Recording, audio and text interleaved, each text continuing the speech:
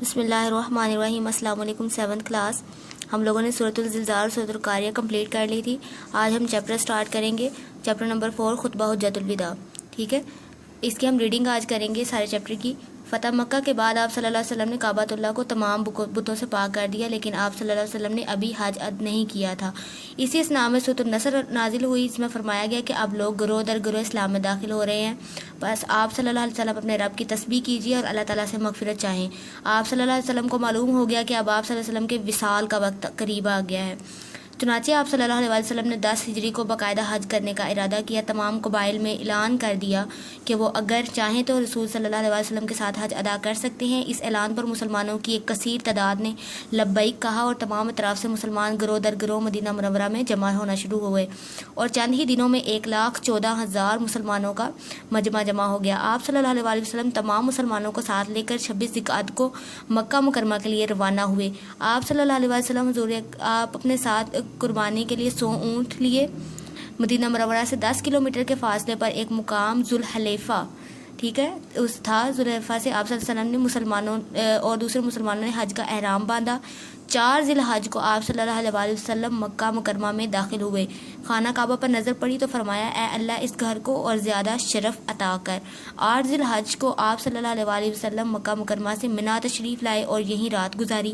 دوسرے دن صبح کی نماز ادا کرنے کے بعد آپ صلی اللہ علیہ وسلم اپنی اونٹنی قصوہ پر سوار ہو کر، کیا نام تھا اونٹنی کا؟ قصوہ، پر سوار ہو کر عرفات کے میدان میں تشریف لائے۔ اس دوران آپ صلی اللہ علیہ وسلم ہر موقع پر لوگوں کے سامنے حج کے مسائل کی وضاحت کرتے رہتے، اور حضور صلی اللہ علیہ وسلم نے زندگی میں صرف ایک حج ادا کیا اور اس کے چند ماہ بعد آپ صلی اللہ علیہ وسلم کا وصال ہو گیا، اس لیے اسے حجۃ الوداع یا الوداعی حج کہتے ہیں۔ ظہر کی نماز کے بعد آپ صلی اللہ علیہ وسلم نے اپنا مشہور خطبہ حجۃ الوداع ارشاد فرمایا۔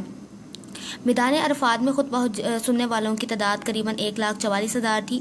یہ خطبہ تاریخ اسلام میں مذہبی اور سیاسی لحاظ سے بڑی اہمیت کا حامل ہے۔ حضور صلی اللہ علیہ وسلم نے فرمایا، اے اللہ کے بندوں، میں تمہیں اللہ تعالیٰ کا تقوی اختیار کرنے کی وصیت کرتا ہوں اور اللہ تعالیٰ کی اطاعت میں نیک کام کرنے پر زور دیتا ہوں۔ اے لوگو، تمہارا رب ایک ہے تو اور تمہارے باپ حضرت آدم علیہ السلام ہیں۔ کسی عربی کو غیر عربی پر اور کسی غیر عربی کو عربی پر، گورے کو کالے پر اور کالے کو گورے پر کوئی فضیلت نہیں مگر تقوی کے سبب۔ ٹھیک ہے، جو لوگ پرہیزگار ہیں صرف وہی اوپر ہو سکتے ہیں، وہی زیادہ بلند ہو سکتے ہیں، لیکن انسانیت کے لحاظ سے سب برابر ہیں۔ تم سب آدم علیہ السلام کی اولاد ہو اور حضرت آدم علیہ السلام مٹی سے پیدا ہوئے۔ اے لوگو، تمہاری جان، تمہارے مال، تمہاری عزتیں ایک دوسرے پر حرام ہیں اور زمانہ جاہلیت کا سود ختم کر دیا گیا ہے۔ صرف اصل سرمایے تمہارے ہیں، یعنی سود لینا حرام قرار دیا گیا تھا۔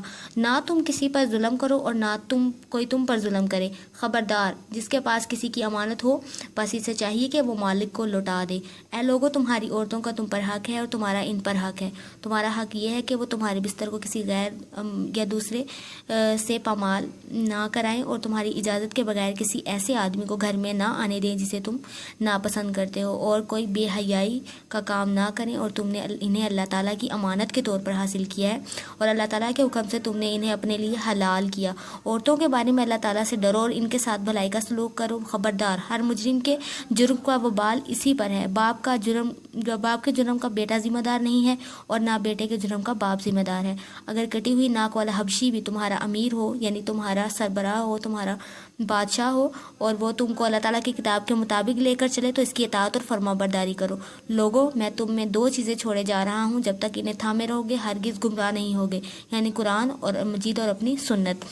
اس کے علاوہ رسول صلی اللہ علیہ وسلم نے 3 مرتبہ صحابہ کرام سے پوچھا کہ کیا میں نے اللہ تعالیٰ کا پیغام پہنچا دیا؟ صحابہ کرام رضی اللہ تعالیٰ عنہم نے عرض کیا، ہم گواہی دیتے ہیں کہ یقیناً آپ صلی اللہ علیہ وسلم نے اللہ تعالیٰ کا پیغام پہنچا دیا ہے اور حق نبوت ادا کر دیا ہے اور پوری خیر خواہی فرما دی ہے۔ یہ سن کر آپ صلی اللہ علیہ وسلم نے اپنی شہادت کی انگلی کو آسمان کی طرف اٹھایا اور پھر 3 مرتبہ فرمایا، اے اللہ، تو گواہ رہنا، پس جو یہاں موجود ہیں وہ اس پیغام کو ان لوگوں تک پہنچا دیں جو یہاں موجود نہیں ہیں۔ اس کے بعد رسول صلی اللہ علیہ وسلم اونٹنی سے نیچے اترے اور سجدہ شکر ادا کیا۔ پھر آپ صلی اللہ علیہ وسلم پر تکمیل دین والی آیت نازل ہوئی۔ ٹھیک ہے، اور اس کے بعد آپ نے نیکسٹ پڑھنا ہے خطبہ حجۃ الوداع کی اہمیت کیا ہے۔ تو اس کی اہمیت ہم سٹارٹ کرتے ہیں۔